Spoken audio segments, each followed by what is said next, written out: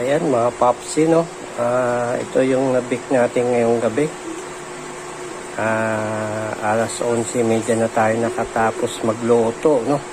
So ito, meron tayo dito. Don't forget follow, like, and share Facebook page Richard Vlog. So pinapalamig na lang natin to.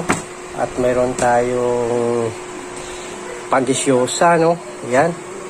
So lalagyan pa ito ng star margarine, asukal at cheese, no?